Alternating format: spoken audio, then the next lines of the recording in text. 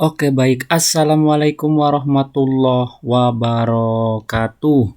Jumpa kembali dengan saya di Ahmad Sukari Channel yang membahas tentang tutorial dan pendidikan, media informasi dan edukasi. Semoga para guru di seluruh Indonesia dan seluruh dunia dalam keadaan sehat walafiat, bahagia dunia dan akhirat. Oke, pada kali ini saya akan membahas tentang kurma ya, kurikulum merdeka, di mana saya kasih judul sini, memaksakan kurikulum merdeka, masih waraskah bangsa ini?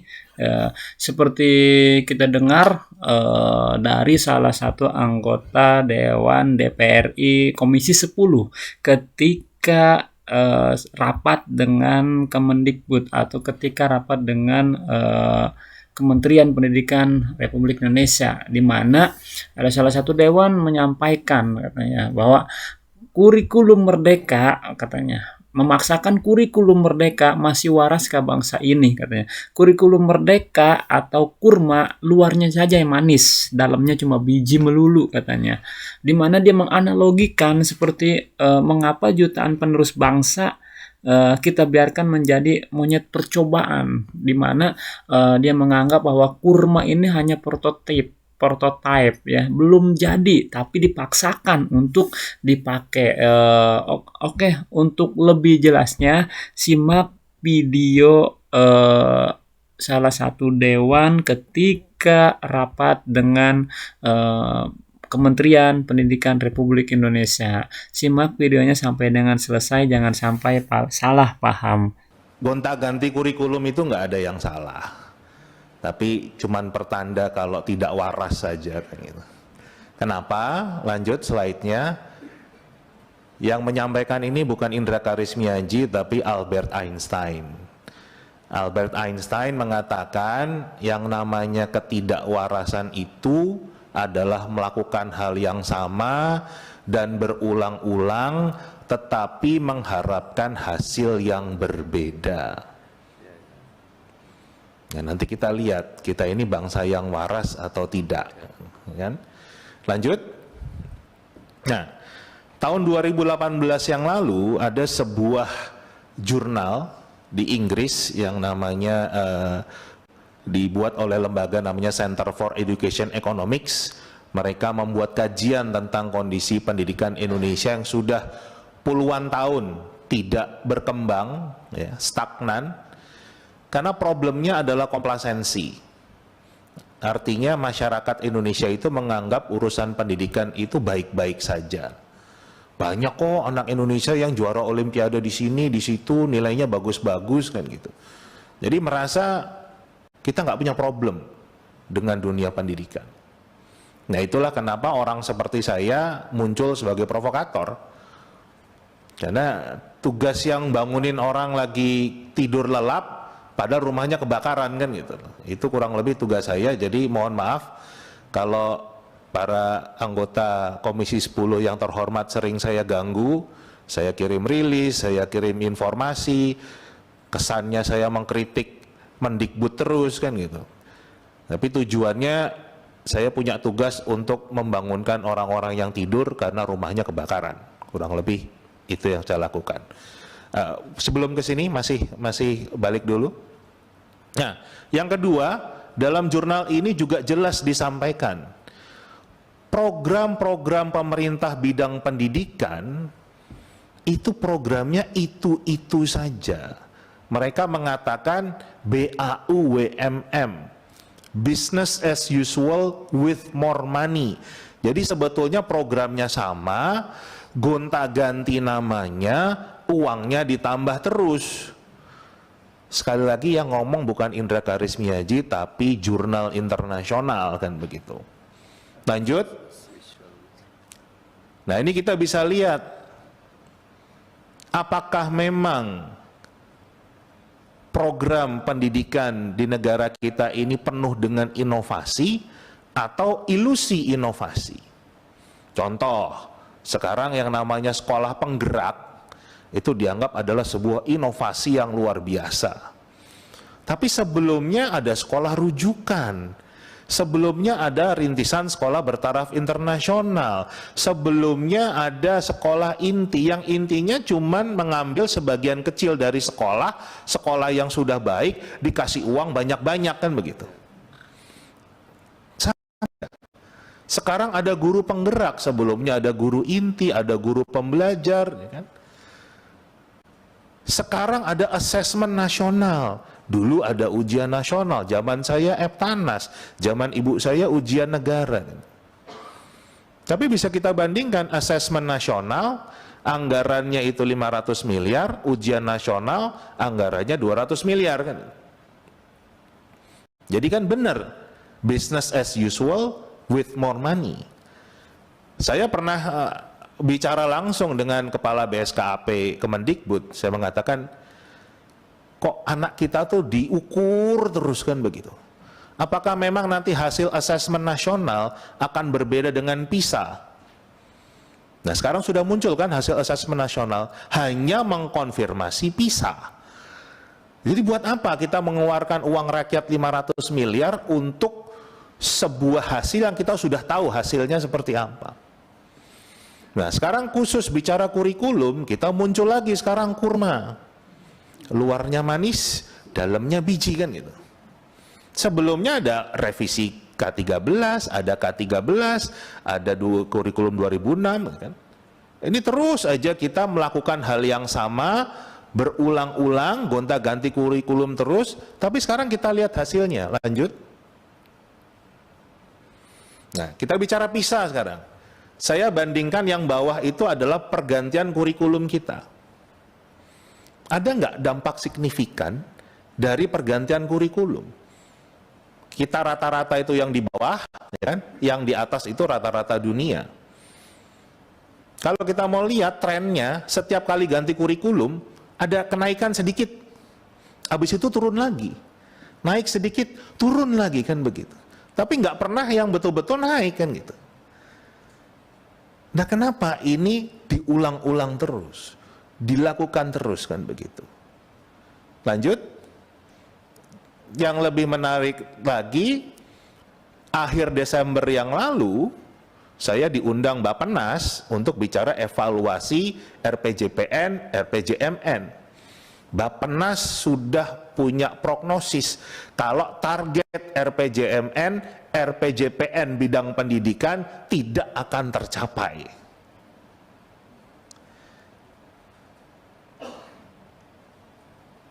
Tapi kenapa yang diambil justru malah ganti kurikulum kan begitu?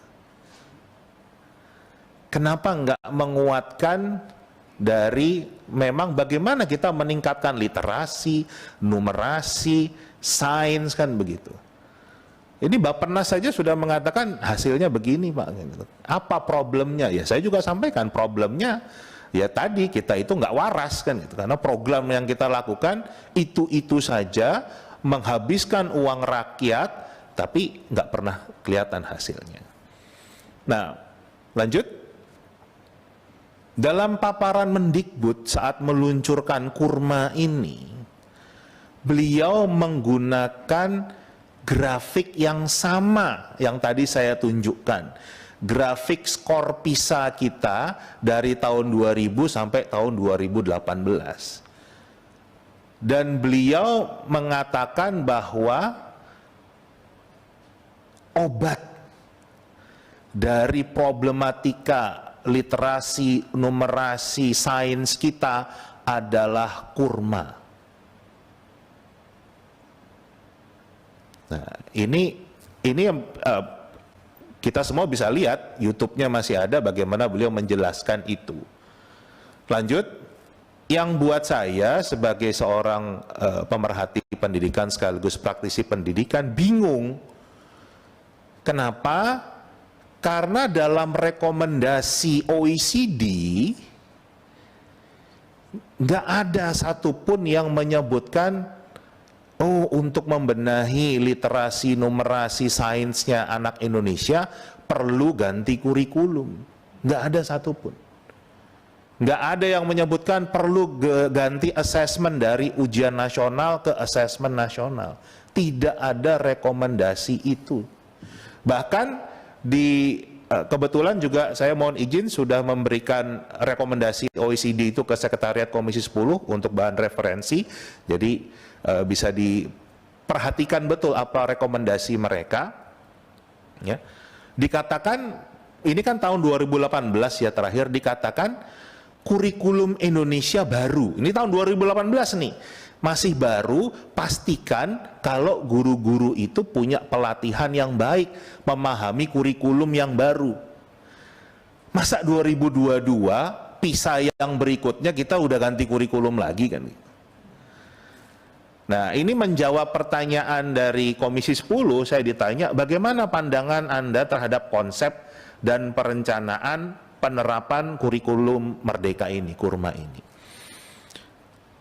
Analoginya begini Bapak Ibu sekalian yang terhormat. Ibaratnya bangsa kita itu suka pusing, ya kan? Suka pusing gitu. Terus selalu minum Paramex. Tapi nggak sembuh-sembuh juga kan gitu. Terus akhirnya kita periksa ke rumah sakit OECD dengan tes namanya PISA, ya kan? Kemudian kata OECD, rumah sakit OECD hasil tes PISA-nya, oh kamu itu hipertensi. Jadi coba ganti pola makan, jangan yang suka asin-asin, jangan suka makan kambing misalnya. Terus obatnya amlodipin kan gitu. Nah, yang dilakukan oleh bangsa kita bukannya beli amlodipin, tapi malah beli Bodrex kan gitu. Jadi sakitnya apa? Obatnya apa kan itu yang menjadi problem kita. Jadi kalau ditanya pandangan saya terhadap konsep perencanaan Kurma ini ya seperti itu analoginya. Antara penyakit dan obatnya sudah keliru. Tapi pemerintah yakin sekali ini obatnya. Rekomendasinya tidak ada gitu. Gimana caranya kita mau meningkatkan PISA kita, tapi satupun rekomendasi yang dibuat oleh OECD tidak kita lakukan. Malah ngotot dengan cara kita sendiri. Nah, lanjut.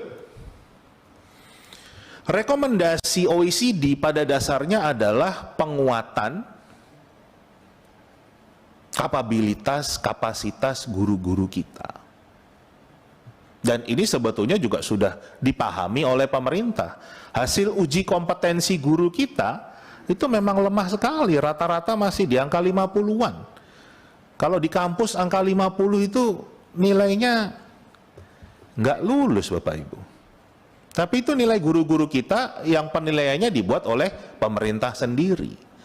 Tapi ini nggak kunjung diperbaiki. Buat saya yang namanya kurikulum itu seperti partitur lah. Kita mau bisa kasih partitur lagunya Mozart, mau bisa kita ngasih lagunya Didi Kempot, tapi kalau problemnya pemain orkestranya nggak bisa main musik, ya jelek hasilnya. Kan jadi yang PR-nya adalah ngajarin dulu main musiknya, bukan gonta-ganti partiturnya. Lanjut. Ini sebetulnya ada videonya, tapi karena ini pakai yang PDF, tadi mengkonfirmasi apa yang disampaikan oleh Pak Tias. Kalau rata-rata guru kita ngajar itu ngajar buku, jadi nggak ada kemampuan pedagogiknya, lemah sekali. Siapapun bisa baca buku kan gitu. Dan bicara learning loss, kalau dari data PISA tadi saja kita lihat learning loss itu sudah terjadi jauh sebelum pandemi. Jadi jangan bicara karena pandemi terjadi learning loss, tapi jauh sebelum pandemi sudah terjadi learning loss. Kenapa? Kualitas guru-guru kita yang harus ditingkatkan. Dan sekali lagi itu rekomendasi dari OECD. Kenapa kita nggak fokusnya ke sana? Ini yang terjadi Bapak Ibu sekalian. Jadi menjawab pertanyaan dari Komisi 10, bagaimana pandangan Anda terhadap efektivitas penerapan Kurma dalam rangka pemulihan pembelajaran? Sebelum pandemi kita sudah krisis kok kan. Nggak terus tiba-tiba Kurma ini menjadi obat mujarab. Apalagi dalam-dalamnya sendiri Tadi Pak Tia sudah menyentuh sedikit, sangat lemah ya. Saya mungkin nggak akan terlampau dalam ke sana. Lanjut. Pertanyaan berikut dari Komisi 10, bagaimana pandangan Anda terhadap penerapan kurikulum secara opsional di satuan pendidikan? Kan tadi jawabnya. Kan suruh sama aja nih, kayak pemain orkestra suruh milih. Anda mau lagunya Mozart, mau lagunya Rinto Harahap, apa lagunya Didi Kempot. Tapi karena nggak bisa main musik, nggak ada bedanya kan gitu. Kalau kita lihat kurikulum 2013 punya standar proses pendidikan yang sangat baik. Ini ada di Permendikbud nomor 22 tahun 2016. Kalau ini sudah dilaksanakan, pandemi kemarin nggak akan terjadi learning loss. Ini kan malah kelihatan semua, terbongkar semua sebetulnya kelemahan kita di mana. Saya bacakan sedikit lah. Dari peserta didik diberitahu menuju peserta didik mencari tahu. Sekarang itu guru-guru kita isinya masih memberitahu, memberitahunya pun dari buku teks kan gitu. Padahal eranya sudah era digital. Kita cari informasi apa saja ada. Dari guru sebagai satu-satunya sumber belajar menjadi belajar berbasis aneka sumber belajar. Dari pembelajaran berbasis konten menuju pembelajaran berbasis kompetensi. Dari pembelajaran parsial menuju pembelajaran terpadu. Jadi bicara project based learning itu nggak cuman miliknya Kurma. Dari 2013 sudah bicara tentang integrated learning ini, pembelajaran terpadu, pembelajaran berbasis proyek. Jadi sekali lagi problemnya bukan di kurikulum, tetapi di SDM-nya. Kenapa kita ngobatin yang salah kan begitu? Itu hal yang menurut saya perlu dibenahi bersama. Itu PR kita bersama. Lanjut. Lanjut lagi saja. Nah, pertanyaan dari Komisi 10 juga, bagaimana pandangan Anda terhadap implementasi kurikulum prototipe yang sudah diuji coba di sekolah penggerak? Kita sepakat ya, kalau Kurma ini adalah sebuah prototipe. Pertanyaan saya, kalau ada vaksin COVID prototipe, boleh nggak kita suntikan ke masyarakat? Dapat nggak sertifikasi atau izin dari BP POM kalau itu adalah vaksin prototipe? Vaksin prototipe COVID itu kemarin disuntikannya ke kera dulu, ke monkey dulu, ke monyet-monyet dulu kan gitu. Baru dicoba ke manusia, itu pun juga nggak jutaan manusia. Ada tukang las dari Sulawesi yang bikin prototipe helikopter, bisa terbang helikopternya. Tapi bakal dapat sertifikat dari FAA nggak? Dari Kemenhub nggak untuk jadi helikopter yang dipakai? Enggak. Sekarang pertanyaannya, kenapa jutaan penerus bangsa kita biarkan menjadi monyet percobaan? Kalau kita lihat dari yang sekolah penggerak sendiri, ada 2.500 sekolah. Mau hitung gampangnya lah, satu sekolah 400, itu sudah 1 juta anak kita. Vaksin COVID kemarin nggak sampai 1 juta dicobain sama orang kan gitu. Jadi kenapa produk yang belum matang, belum jadi, tapi anak-anak kita paksa mengkonsumsinya? Apa dasarnya? Yang matang dulu saja masih banyak perdebatan, buktinya masih banyak orang yang nggak mau divaksin kan sekarang. Itu produk yang matang. Ini jelas produk yang nggak matang, tapi dipaksa dikonsumsi oleh anak-anak kita dan dibiayai oleh uang rakyat. Kenapa? Nah, ini hal-hal mendasar yang menurut saya butuh pertimbangan yang sangat mendalam, terutama dari Bapak Ibu sekalian para anggota dewan sebagai wakil kami kan, untuk mengingatkan kan itu. Beberapa kali Prof Johar juga mengatakan kan dalam Kalau kita membangun jembatan, salah bangunnya, memperbaikinya gampang. Tapi kalau jutaan anak kita didiknya salah, satu generasi yang akan hilang. Dan kita punya potensi ke arah sana.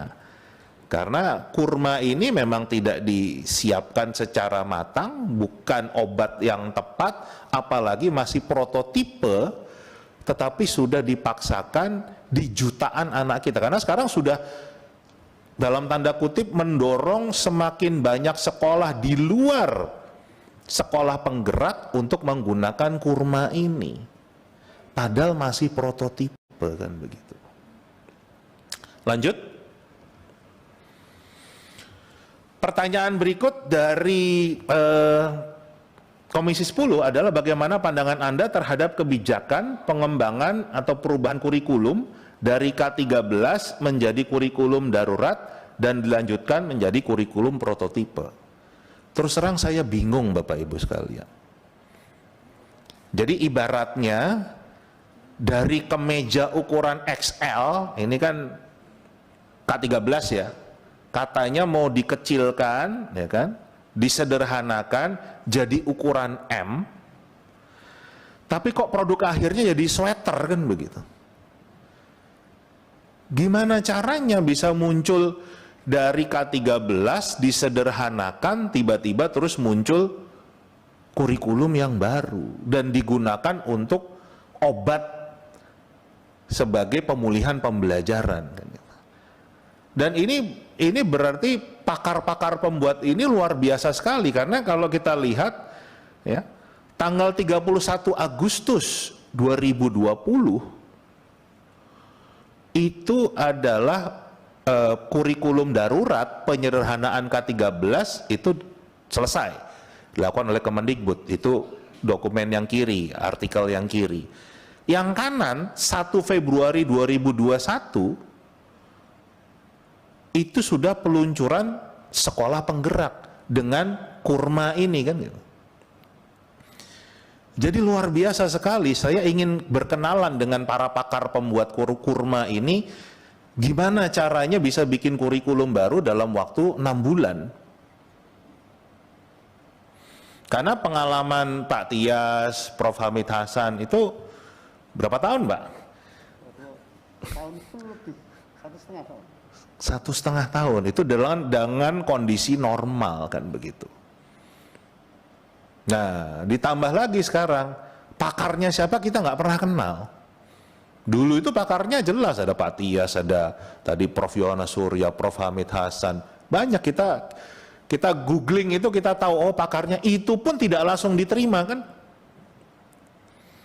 Jadi itu perdebatannya juga panjang K13, artinya kita memang mau mencari yang terbaik.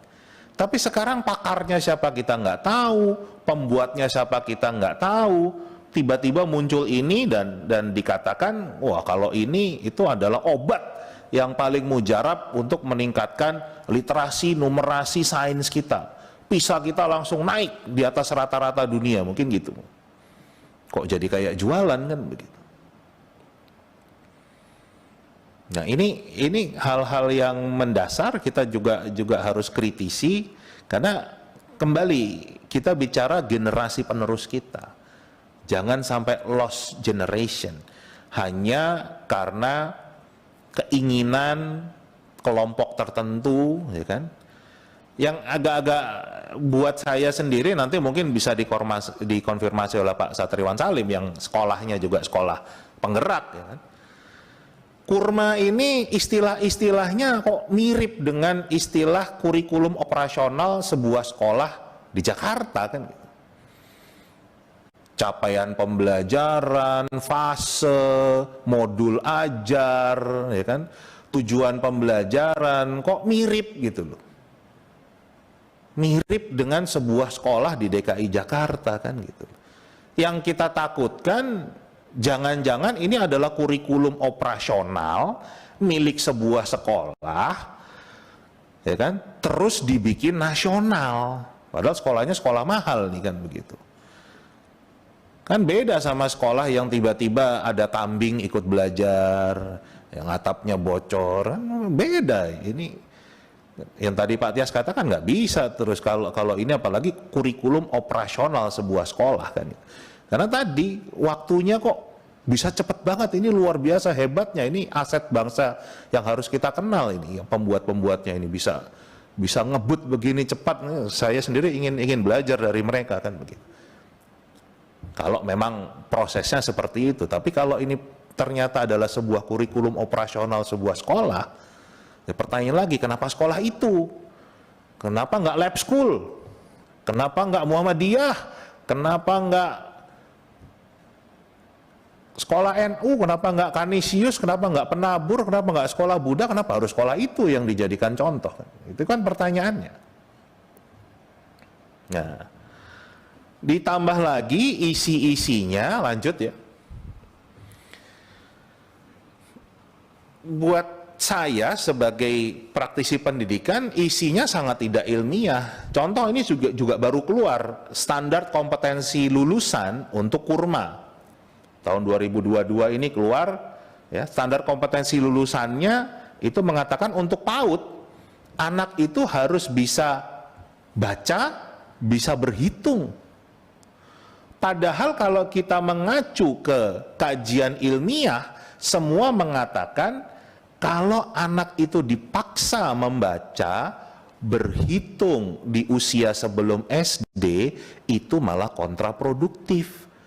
Dan itu sebetulnya yang terjadi. Kenapa nilai PISA kita jelek? Karena dari TK udah dipaksa baca. Itu yang membuat anak kita tidak suka membaca, karena sudah dipaksa terus. Tapi ini malah dilakukan kan begitu. Kalau kita menggunakan teori Brunner, mengatakan mulai itu dari enaktif dulu. Enaktif itu jadi yang nyata. Belajar itu, kalau belajar berhitung pakai daun, ya kan? Jadi betul-betul daunnya itu dipakai buat berhitung. Ada berapa daunnya kan begitu. Kemudian setelah itu, ini kan disebut dengan konkret. Mulai agak abstrak. Mulai yang namanya ikon, pakai gambar daun. Itu mulai belajar berhitung. Nah, yang terakhir baru simbol, angkanya, hurufnya. Nah, kalau mau ilmiah begitu. Nah, ini kurikulum ini kok langkah-langkahnya nggak ilmiah. Jadi kita ingin tahu landasan pedagogisnya itu pakai ilmunya siapa kan begitu. Nah, itu yang nggak pernah muncul. Lanjut. Nah, yang juga harus kita pikirkan adalah dampak. Setiap perubahan kurikulum itu kita nggak hanya bicara APBN, Bapak Ibu, tapi kita juga dampak ke masyarakat. Pasti ganti buku kan?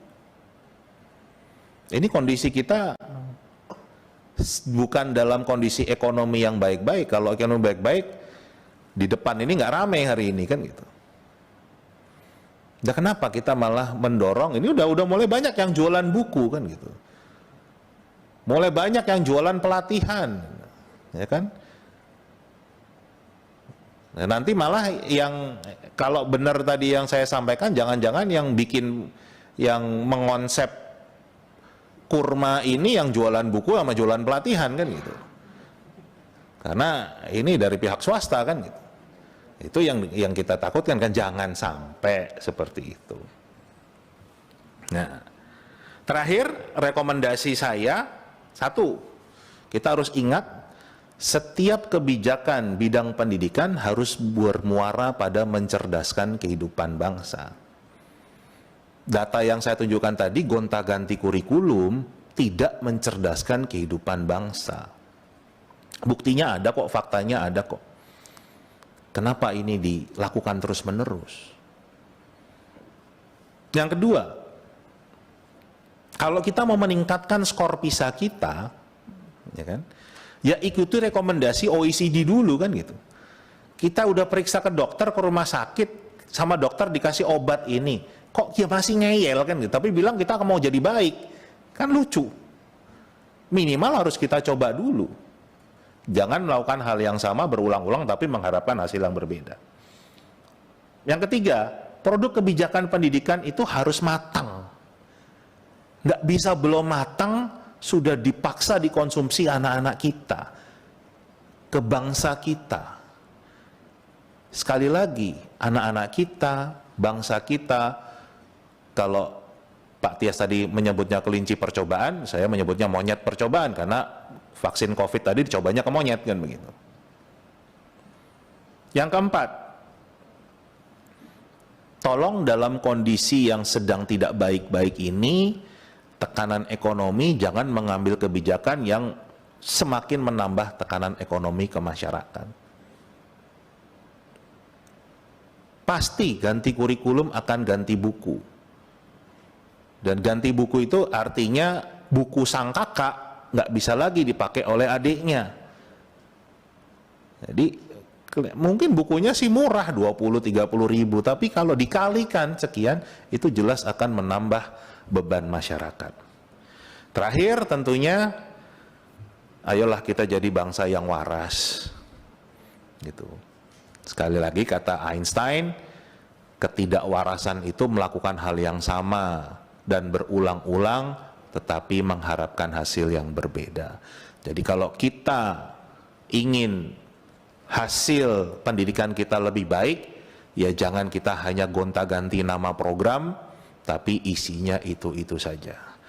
Mungkin sekian dari saya. Mohon maaf jika banyak hal yang saya sampaikan kurang berkenan. Saya modelnya bicara memang seperti ini. Terima kasih. Wassalamualaikum warahmatullahi wabarakatuh. Om Santi Santi.